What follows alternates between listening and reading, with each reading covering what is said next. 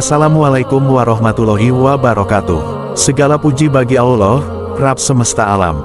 Sholawat dan salam semoga senantiasa ditujukan kepada Rasulullah Shallallahu Alaihi Wasallam, keluarga, para sahabat, dan siapa saja yang mengikuti mereka dengan baik hingga hari akhir. Oke Sobat 14, di episode kali ini, 14 Channel akan mencoba membahas tentang orang-orang mulia di sisi Rasulullah Shallallahu Alaihi Wasallam. 14 Channel akan mencoba menjabarkan isi dari buku Rijalun Haural Rasul, biografi sahabat Nabi karya Khalid Muhammad Khalid. Siapa sajakah mereka? Apa keistimewaan para sahabat itu? Bagaimana sikap mereka ketika hidup bersama manusia paling mulia yang pernah diciptakan di bumi ini? Keutamaan seperti apa yang ada dalam diri para sahabat? Semoga dengan pembahasan ini, bisa menjadi sarana yang baik untuk memotret lebih dekat kehidupan para sahabat. Dengan mengenal lebih dekat, rasa cinta dan semangat untuk meneladani pun akan tumbuh. Mereka-merekalah umat terbaik yang pernah ada.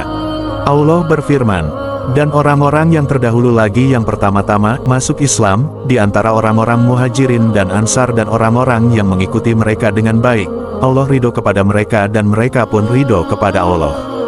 Quran Surat At-Taubah ayat 100. Rasulullah Shallallahu Alaihi Wasallam bersabda, generasi terbaik adalah generasi yang pada mereka aku diutus, kemudian generasi setelah mereka, kemudian generasi setelah mereka. Sebaik-baik manusia adalah generasiku. Hadis riwayat Al-Bukhari dan Muslim. Juga perkataan Ibnu Mas'ud, barang siapa ingin mengikuti seseorang, hendaklah ia mengikuti para sahabat radhiyallahu anhu.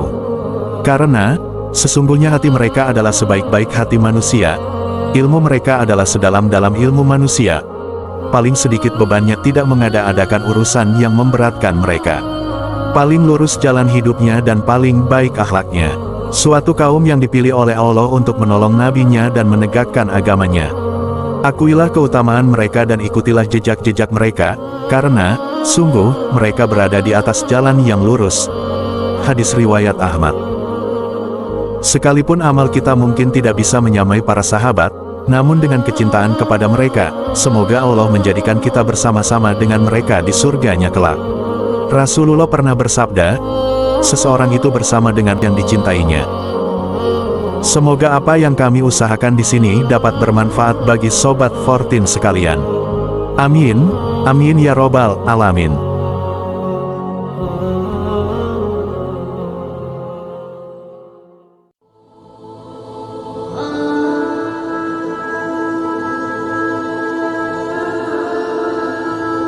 Oke Sobat 14, di episode pertama ini 14 akan membahas kisah tentang duta pertama dalam Islam, dialah Mus'ab bin Umair.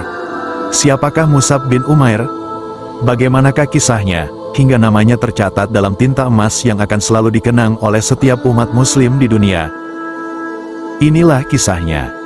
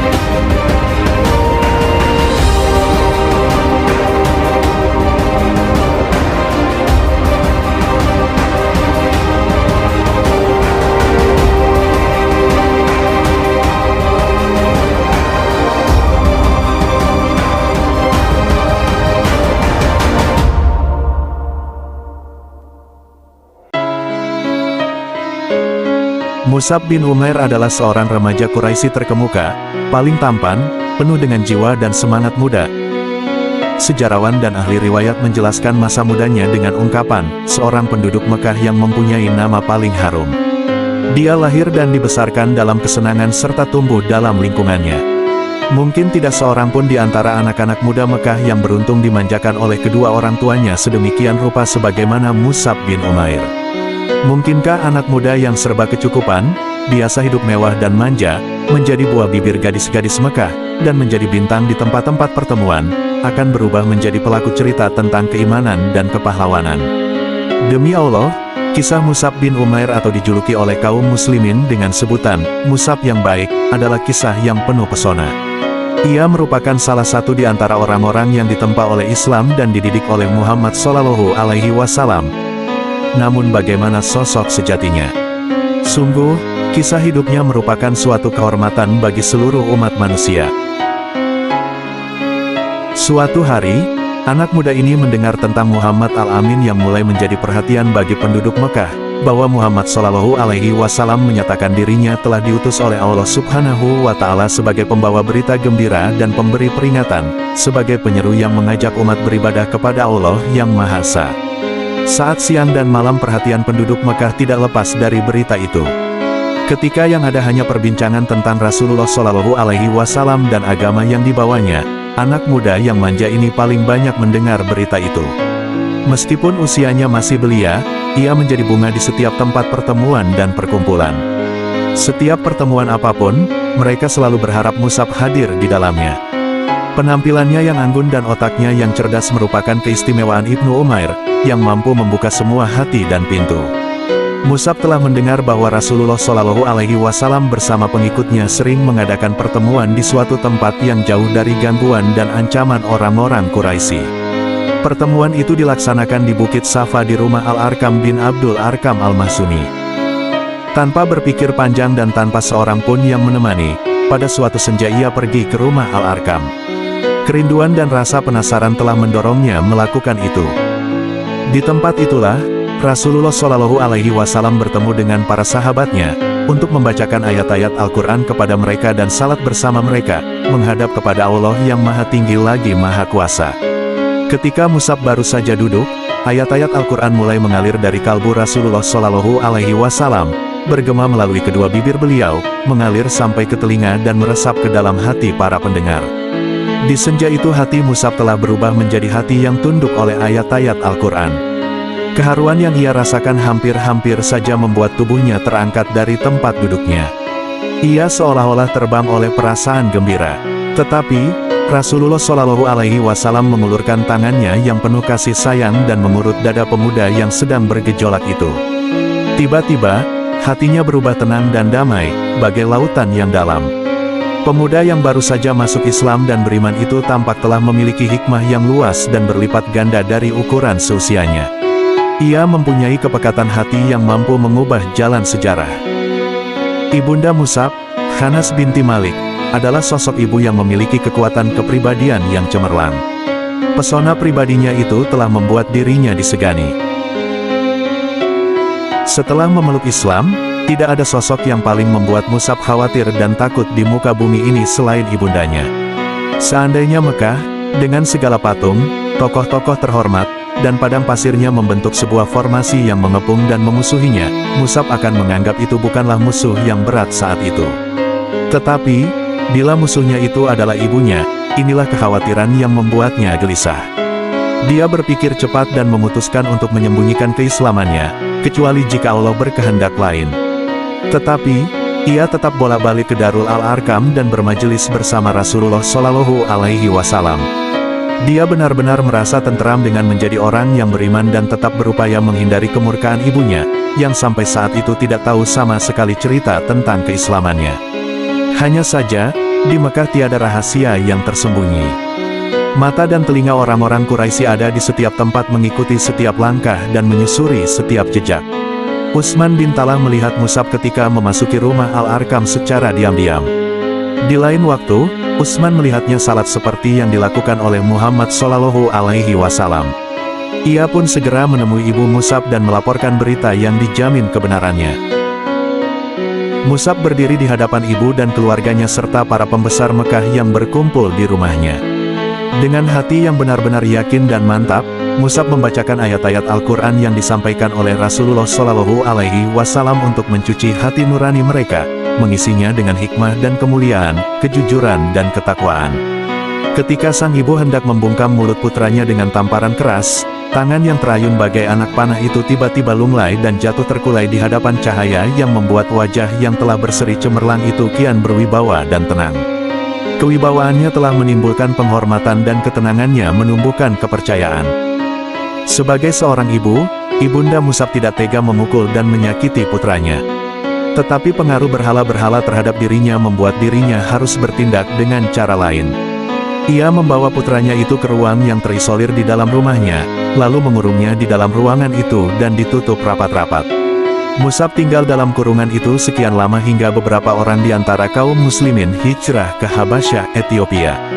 Mendengar berita hijrah ini Musab pun mencari muslihat, dan berhasil mengelabui ibu dan penjaga-penjaganya, lalu hijrah ke Habasyah dengan penuh ketaatan. Ia tinggal di sana bersama saudara-saudaranya kaum muhajirin, lalu pulang ke Mekah. Kemudian ia pergi lagi untuk hijrah kedua bersama para sahabat atas titah Rasulullah Shallallahu Alaihi Wasallam dan karena taat kepada beliau. Tetapi, di Habasyah maupun di Mekah tidak ada bedanya bagi Musab. Ujian dan penderitaan yang harus dihadapi Musab kian meningkat tanpa mengenal waktu dan tempat. Musab telah berhasil membentuk pola kehidupannya dengan format baru sesuai dengan yang dicontohkan oleh sosok pilihan, Muhammad Shallallahu Alaihi Wasallam. Dia kini telah sampai pada keyakinan bahwa hidupnya sudah sepantasnya dipersembahkan untuk penciptanya yang maha tinggi, Rabb-Nya yang maha agung. Suatu hari ia muncul di hadapan beberapa kaum muslimin yang sedang duduk di sekeliling Rasulullah Shallallahu Alaihi Wasallam. Saat memandang Musab, mereka semua menundukkan kepala dan merasa prihatin. Beberapa orang di antara mereka berlinang air mata karena terharu. Hal itu karena mereka melihat Musab memakai jubah usang yang penuh dengan tambalan. Mereka teringat penampilannya sebelum masuk Islam, ketika pakaiannya bagaikan bunga-bunga di taman hijau yang terawat dan menyebarkan bau yang wangi. Rasulullah Shallallahu Alaihi Wasallam sendiri menatapnya dengan pandangan yang bijaksana. Pandangan yang penuh rasa syukur dan kasih sayang. Kedua bibir beliau menyunggingkan senyuman mulia, seraya bersabda, "Aku telah mengetahui Musab ini sebelumnya. Tidak ada pemuda Mekah yang lebih dimanja orang tuanya seperti dirinya." Kemudian ia meninggalkan itu semua karena cinta kepada Allah dan Rasul-Nya. Sejak ibunya merasa putus asa untuk mengembalikan Musab kepada agama yang lama, segala fasilitas yang dahulu dinikmatinya dihentikan. Bahkan, ibunya tidak sudi nasinya dimakan oleh orang yang telah mengingkari berhala. Sang ibu tega membiarkannya menanggung derita kemurkaannya, walau itu adalah anak kandungnya sendiri. Akhir pertemuan Musab dengan ibunya adalah ketika perempuan itu hendak mengurungnya kembali setelah ia pulang dari Habasyah. Ia pun bersumpah dan menyatakan tekadnya untuk membunuh orang-orang yang membantu melaksanakan rencananya. Karena sang ibu telah mengetahui kebulatan tekad putranya yang tidak bisa ditawar lagi, tidak ada jalan lain baginya kecuali melepasnya dengan cucuran air mata, sementara Musab pun tidak kuasa menahan tangis. Perpisahan ini menggambarkan kepada kita kegigihan yang luar biasa dari pihak ibu dalam kekafiran, sebaliknya kebulatan tekad sangat kuat dari pihak anak dalam mempertahankan keimanan. Sang ibu mengusirnya dari rumah.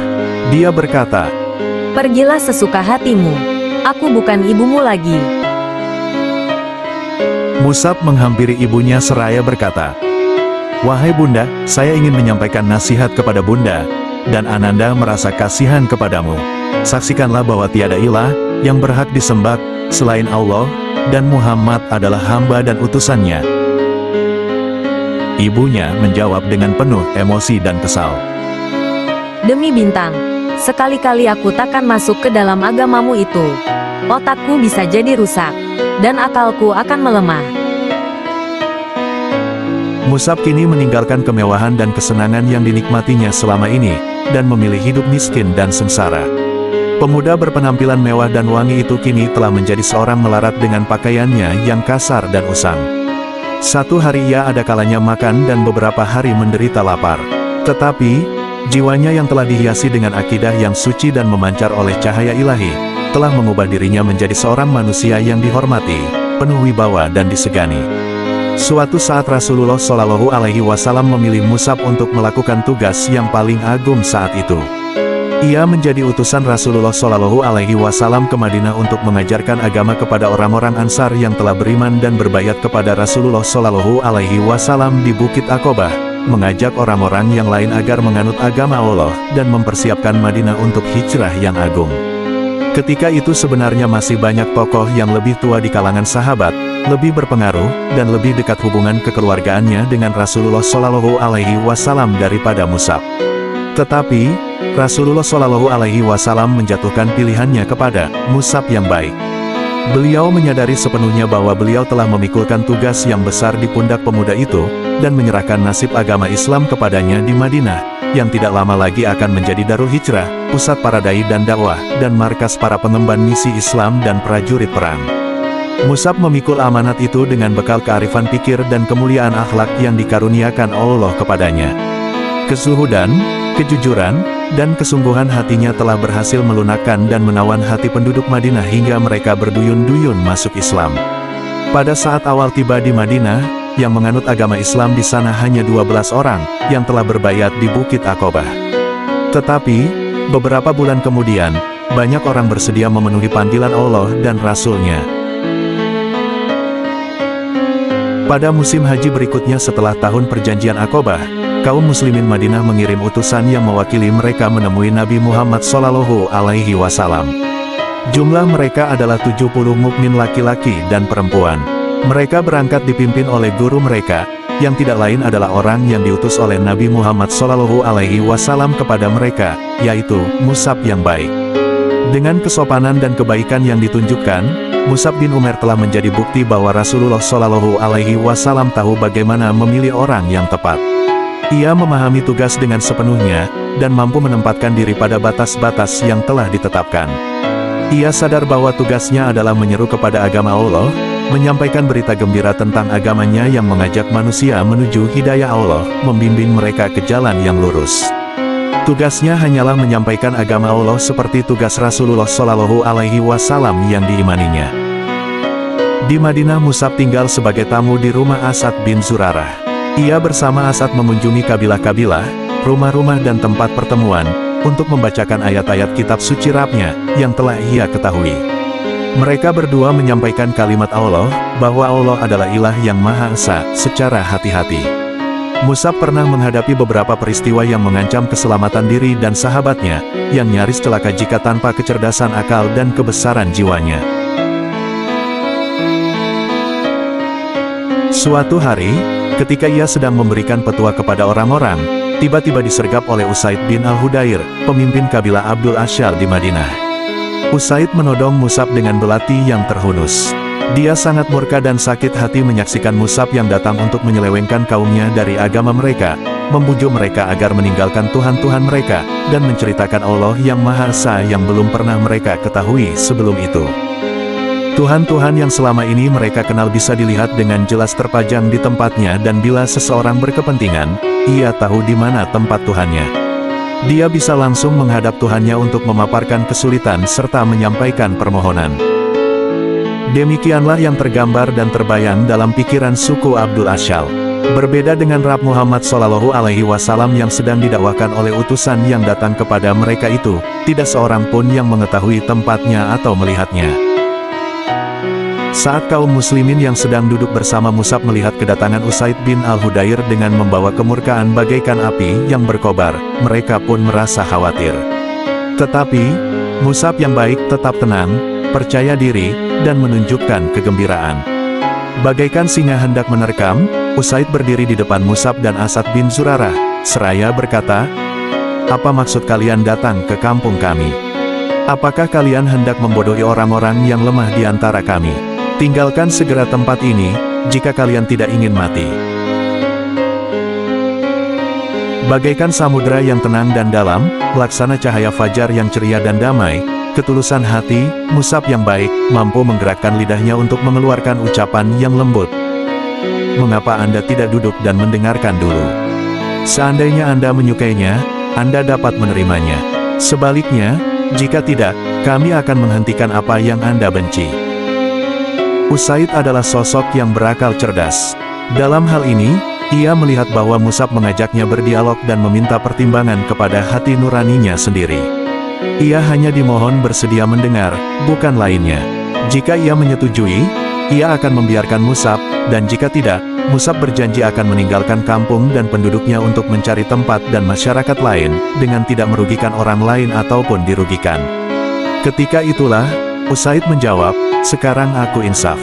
Dia pun melemparkan belatinya ke tanah dan duduk mendengarkan.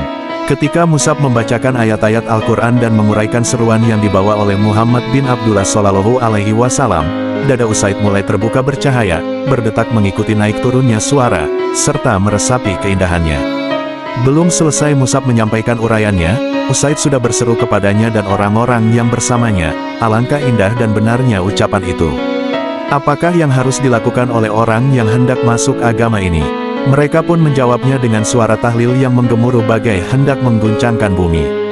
Kemudian Musab berkata kepada Usaid, hendaklah ia menyucikan badan dan pakaiannya, serta bersaksi bahwa tiada ilah yang berhak diibadahi selain Allah. Setelah itu Usaid meninggalkan mereka, kemudian kembali dengan rambut yang masih meneteskan air sisa bersuci. Ia berdiri sambil menyatakan pengakuannya bahwa tiada ilah yang berhak diibadahi selain Allah dan bahwa Muhammad itu utusan Allah. Berita keislaman Usaid pun cepat tersebar bagai cahaya. Keislamannya disusul oleh kehadiran Sa'ad bin Mu'az. Setelah mendengar uraian Musab, Sa'ad pun merasa puas dan masuk Islam. Langkah ini disusul Sa'ad bin Ubadah. Dengan keislaman mereka bertiga, maka selesailah sudah persoalan dengan berbagai suku di Madinah. Warga Madinah saling berdatangan dan bertanya-tanya antara sesama mereka, jika Usaid bin Hudair, Sa'ad bin Ubadah, dan Sa'ad bin Mu'az telah masuk Islam, apalagi yang kita tunggu? Ayolah kita pergi kepada Musab dan beriman bersamanya. Kata orang, kebenaran itu terpancar dari celah-celah giginya. Demikianlah, duta Rasulullah Shallallahu Alaihi Wasallam yang pertama telah mencapai hasil gemilang. Keberhasilan yang memang wajar dan pantas diraih oleh Musab. Hari berganti hari dan tahun demi tahun berjalan hingga tiba waktu Rasulullah Shallallahu Alaihi Wasallam bersama sahabat beliau hijrah ke Madinah. Orang-orang Quraisy semakin terbakar oleh dendam. Mereka menyiapkan segala yang diperlukan untuk melanjutkan tindak kezaliman terhadap hamba-hamba Allah yang saleh. Perang Badar meletus dan kaum Quraisy pun harus menelan pil pahit yang menghabiskan sisa-sisa pikiran sehat mereka, hingga mereka berusaha menuntut balas. Setelah itu perang Uhud menjelang dan kaum muslimin pun bersiap-siap mengatur barisan. Rasulullah Shallallahu Alaihi Wasallam berdiri di tengah barisan itu, menatap setiap wajah orang yang beriman, untuk memilih siapa di antara mereka yang berhak membawa bendera perang.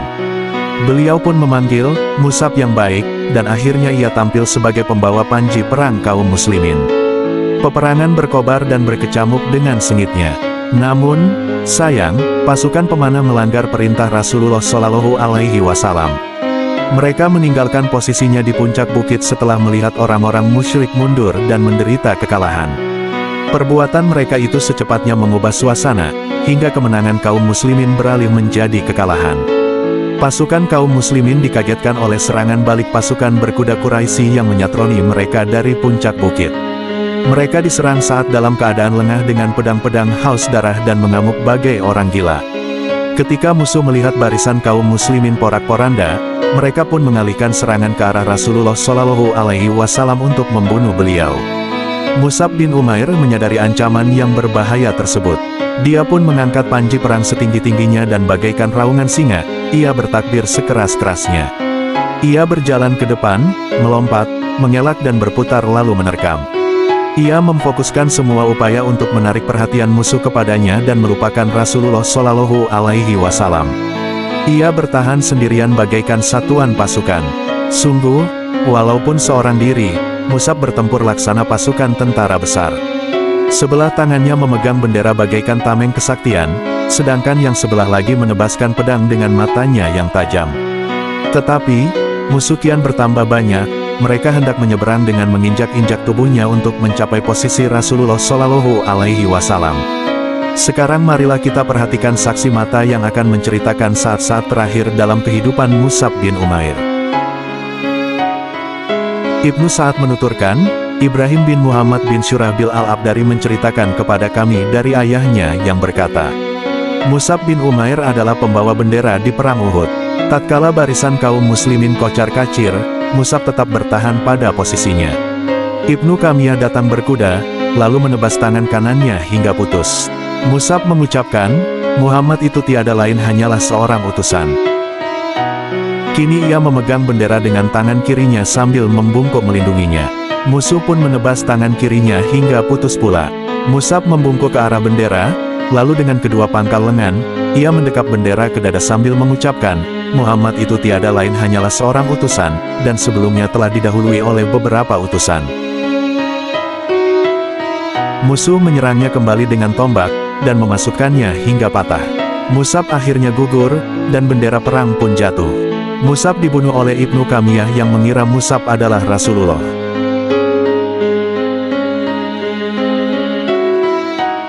Mus'ab gugur dan panji perang jatuh.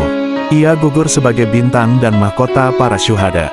Hal itu dialaminya setelah mengarungi kancah pengorbanan dan keimanan dengan keberanian luar biasa. Saat itu Mus'ab yakin bahwa sekiranya ia gugur, tentu jalan para pembunuh akan terbuka lebar menuju Rasulullah Shallallahu Alaihi Wasallam, tanpa ada pembela yang akan melindungi beliau. Karena cintanya yang tiada terbatas kepada Rasulullah Shallallahu Alaihi Wasallam, dan cemas memikirkan nasib beliau bila seandainya ia gugur, maka setiap sabetan pedang menebas tangannya, ia mengucapkan, Muhammad itu tiada lain hanyalah seorang utusan, dan sebelumnya telah didahului oleh beberapa utusan. Kalimat yang kemudian dikukuhkan sebagai wahyu ini selalu diulang dan dibaca sampai selesai, hingga akhirnya menjadi ayat Al-Quran yang selalu dibaca orang. Setelah pertempuran sengit itu selesai, jasad pahlawan ulung yang syahid itu ditemukan dalam keadaan terbaring dengan wajah menelungkup ke tanah digenangi oleh darahnya yang mulia. Tubuh yang telah kaku itu seolah-olah masih khawatir bila menyaksikan Rasulullah Shallallahu Alaihi Wasallam ditimpa bencana, sehingga wajahnya disembunyikan agar tidak melihat peristiwa yang sangat tidak ia inginkan itu. Atau, mungkin juga ia merasa malu karena telah gugur sebelum hatinya tenteram oleh kepastian akan keselamatan Rasulullah Shallallahu Alaihi Wasallam, sebelum ia selesai menunaikan tugasnya dalam membela dan mempertahankan Rasulullah Shallallahu Alaihi Wasallam. Wahai Mus'ab, cukuplah Allah bagimu. Namamu harum semerbak dalam kehidupan. Rasulullah Shallallahu Alaihi Wasallam bersama para sahabat meninjau medan pertempuran untuk menyampaikan kata perpisahan kepada para syuhada. Ketika sampai di tempat terbaringnya jasad Mus'ab, air mata beliau mengucur deras. Khabbab bin Al-Arat menuturkan, kami hijrah bersama Rasulullah Shallallahu Alaihi Wasallam dengan mengharap ridha Allah, maka Allah memberikan balasan kepada kami. Di antara kami ada yang meninggal dan belum mendapatkan balasan dunia, sedikitpun, di antaranya adalah Mus'ab bin Umair yang gugur pada Perang Uhud. Kami tidak mendapatkan sesuatu untuk mengafaninya kecuali sepotong kain. Jika kami menutup kepalanya, kedua kakinya tersingkap dan jika menutup kakinya, kepalanya tersingkap. Nabi Shallallahu Alaihi Wasallam bersabda, tutupilah kepalanya dengan kain, mantel, dan tutuplah kakinya dengan iskir, rumput berbau harum yang biasa digunakan dalam penguburan. Sahih Al-Bukhari. Kepedihan yang mendalam memang dialami oleh Rasulullah Shallallahu Alaihi Wasallam atas terbunuhnya paman beliau, Hamzah, dan jasadnya dipotong-potong oleh orang-orang musyrik sedemikian rupa. Air mata beliau bercucuran dan hati beliau bergolak oleh duka. Medan pertempuran penuh dengan mayat para sahabat beliau yang masing-masing bagi beliau merupakan panji-panji ketulusan, kesucian dan cahaya. Namun, semua pemandangan yang menyedihkan itu tidak memalingkan Rasulullah Shallallahu Alaihi Wasallam untuk berhenti di dekat jasad duta beliau yang pertama, untuk melepaskan kepergiannya dan mengungkapkan bela sungkawa. Rasulullah Shallallahu Alaihi Wasallam berdiri di depan jasad Mus'ab bin Umair dengan pandangan mata yang penuh dengan cahaya kesetiaan dan kasih sayang. Beliau membacakan ayat di hadapannya. Dan di antara orang-orang mukmin itu ada orang-orang yang menepati apa yang telah mereka janjikan kepada Allah. Quran Surat Al-Ahzab ayat 23. Kemudian dengan penuh rasa iba beliau memandangi kain yang digunakan untuk menutup jasadnya, seraya bersabda, ketika di Mekah dulu, tidak ada seorang pun yang aku lihat lebih halus pakaiannya dan lebih rapi rambutnya dari dirimu. Namun, Sekarang, engkau gugur dengan rambutmu yang kusut dan hanya dibalut sehelai kain. Setelah itu pandangan beliau tertuju ke medan pertempuran dengan pemandangan jasad syuhada rekan-rekan Mus'ab yang tergeletak di atasnya. Rasulullah Shallallahu Alaihi Wasallam bersabda, "Sungguh, Rasulullah akan menjadi saksi pada hari kiamat nanti bahwa kalian semua adalah syuhada di sisi Allah." Kemudian beliau berpaling ke arah sahabat yang masih hidup, dan bersabda, "Wahai manusia, bersiarahlah dan berkunjunglah kepada mereka. Ucapkanlah salam untuk mereka. Demi zat yang jiwaku di tangannya, tiada seorang muslim pun yang mengucapkan salam kepada mereka sampai hari kiamat, kecuali mereka membalas salamnya."